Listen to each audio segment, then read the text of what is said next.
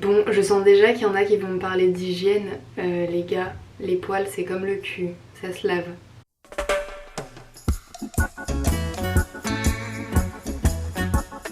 Ok les potes, bon, j'ai une photo qui a grave buzzé sur Instagram cet été. C'est une photo où j'avais les bras en l'air et on voyait mes poils. J'ai décidé de garder mes poils sous les bras parce que je trouve ça joli, genre vraiment je trouve ça esthétique et c'est mon choix. Mais je pensais pas que ça allait autant impacter sur la vie des gens. Les gens se sont plus approprié le message que portaient mes poils que moi-même quoi. Je savais qu'en postant cette photo, bon ça allait un petit peu remuer les esprits, mais je pensais pas être repostée par autant de comptes féministes, je pensais pas être repostée dans autant de stories incarnant un message tu vois. Parce que pour moi, genre c'est normal wesh, on devrait s'en battre les couilles de qui a des poils, qui n'en a pas.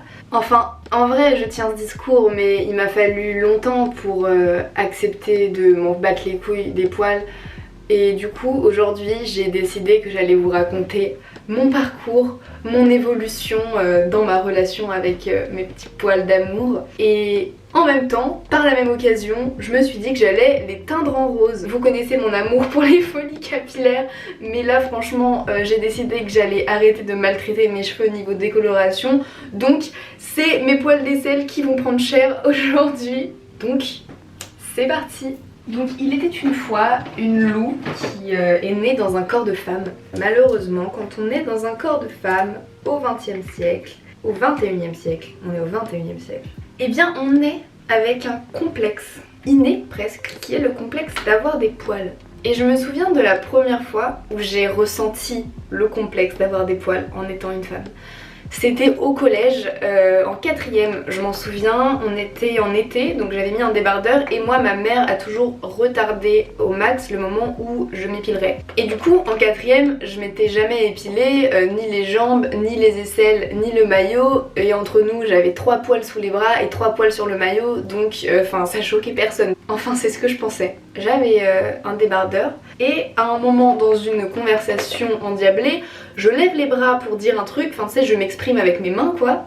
Et là il y a un mec qui me regarde et qui me fait ah mais attends, mais fais voir, mais t'as des poils sous les bras, ah mais ah. Et le mec m'a donné honte, j'ai eu honte de mes poils à cause de ce mec. En 4ème j'avais pas la force d'esprit que j'ai aujourd'hui et j'ai pas su contrer son attaque, tu vois, j'ai pas su lui dire bah mec c'est normal, c'est 3 poils sous mes bras, enfin me fais pas chier, j'ai pas su dire ça. Et du coup le soir même, j'ai dit à ma mère non maman faut que j'aille me faire épiler chez l'esthéticienne, c'est bon je veux plus avoir de poils. Et je m'en rappelle de la réaction de l'esthéticienne quand elle m'a épilée. Elle m'avait dit ah ouais bah là c'était pas nécessaire, y a pas grand chose. La première fois où j'ai vu une femme avec des poils sous les bras, ça m'a choquée. J'étais assez petite, c'était ma prof de sculpture et cette meuf a levé les bras et elle avait des touffes sous les bras, genre des whelps tu vois normal, et ça m'avait choquée. Genre je m'en rappelle que dans ma tête ça m'avait choquée, genre je m'étais dit ah mais elle est comme papa,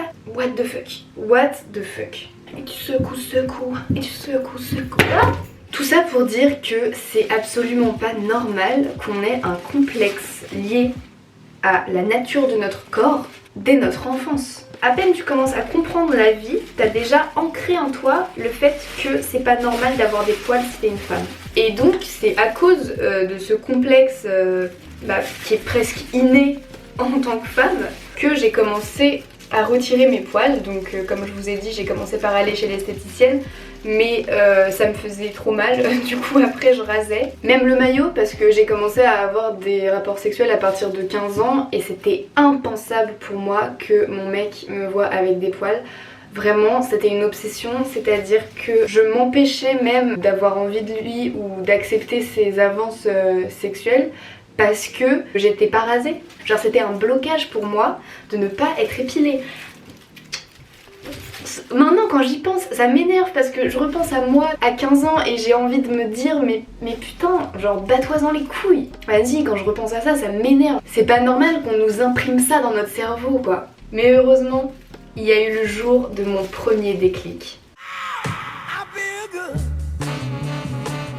Attendez, je vais me chercher un café, je reviens.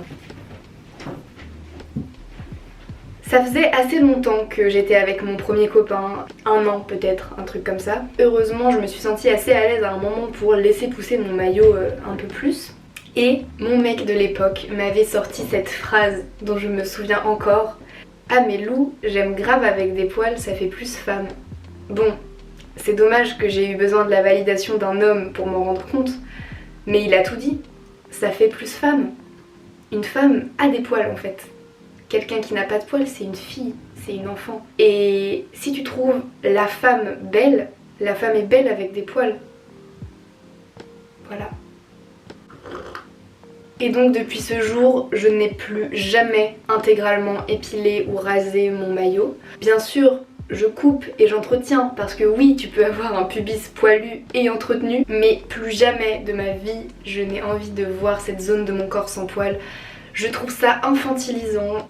C'est comme si t'enlevais en fait la puberté à une femme. C'est un truc de ouf. Moi je le vois comme ça. Après, chacun est libre de sa vision des choses. Là, je parle en mon point de vue.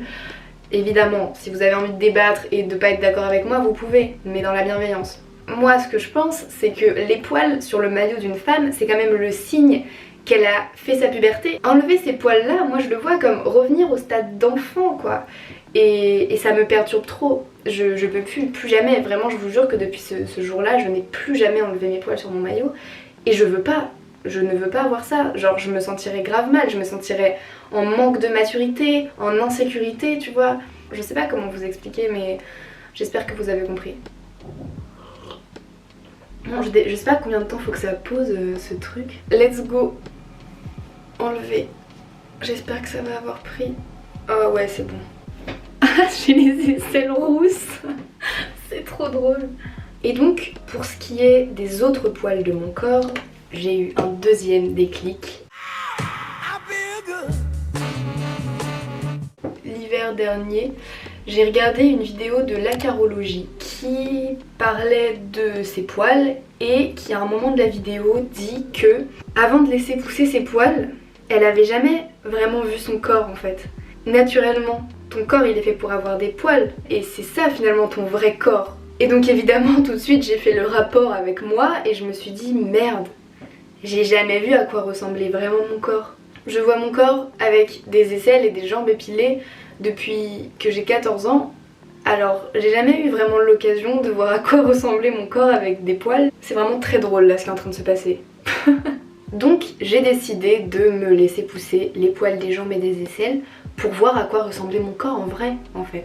C'était juste par curiosité. Donc l'hiver dernier, je me suis retrouvée avec une repousse de 4-5 mois sur les jambes et sur les aisselles. J'avoue que les aisselles au début j'ai eu grave du mal. Du coup, une fois que j'avais vu, j'ai continué à les raser. Mais les jambes, je m'en battais vraiment la race et je m'en bats toujours la race des poils aux jambes. Vraiment, la seule raison pour laquelle je me rase les jambes de temps en temps, c'est uniquement pour la sensation de douceur que ça procure. Parce que toi-même tu sais, enfiler tes jambes rasées dans des draps propres, c'est genre la meilleure sensation du monde. Mais à part pour ça, je vois aucun intérêt à me raser ou m'épiler les jambes, genre au niveau esthétique, je trouve que c'est la même chose vraiment. Et pour les poils des aisselles, j'ai eu un troisième déclic.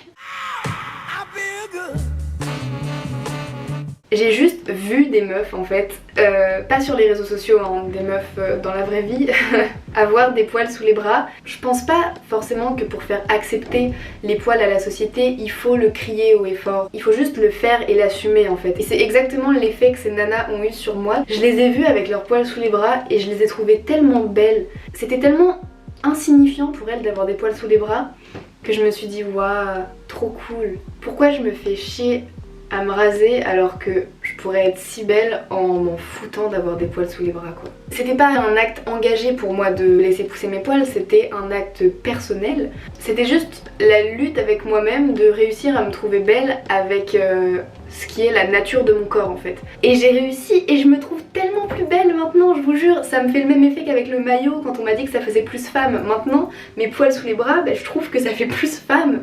Genre j'adore, je trouve ça super beau. Mais je ne suis pas parfaite évidemment et j'ai toujours un complexe au niveau des poils. Essayez de deviner lequel. Je vous laisse 10 secondes, écrivez-moi en commentaire ce que vous pensez et après vous verrez si vous avez bon.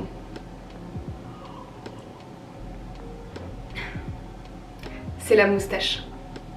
La moustache, c'est vraiment la zone de poils que je n'arrive pas à accepter. En plus, j'ai pas une énorme moustache super épaisse, je suis juste brune, donc j'ai quelques petits poils bruns genre là et là.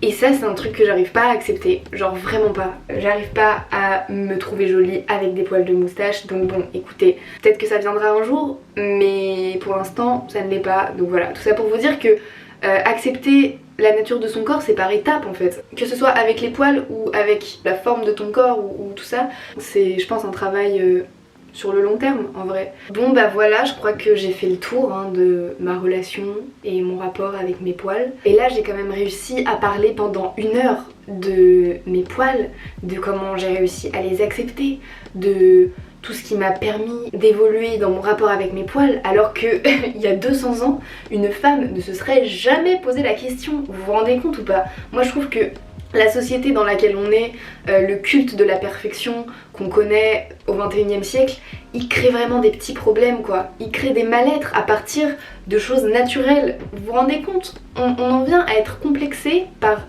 des choses naturelles de notre corps. Venez, on s'en bat les couilles quoi, genre faites ce que vous voulez avec vos poils. Et je suis contente aujourd'hui de pouvoir dire que je m'en bats les couilles. Parce que comme vous aurez pu comprendre à travers cette vidéo, ça n'a pas toujours été le cas, tu vois. Et j'aurais bien aimé, moi, voir une vidéo comme ça quand j'avais 14 piges et me dire mais putain, j'aurais tellement évité de prise de tête, franchement, si j'avais vu une vidéo comme ça à 14 ans. Êtes-vous prêts pour la révélation de mes aisselles? 3, 2, 1... J'adore! C'est tellement fun! C'est trop cool, comment je vais taper des photos Insta. Cette vidéo est terminée, j'espère que vous avez kiffé. Franchement l'espace commentaire est là pour donner son avis, pour débattre, pour donner son expérience, donc n'hésitez pas, je lis tout. Et je vous fais plein de gros bisous, je vous aime et je vous dis à bientôt pour une prochaine vidéo. Mouah.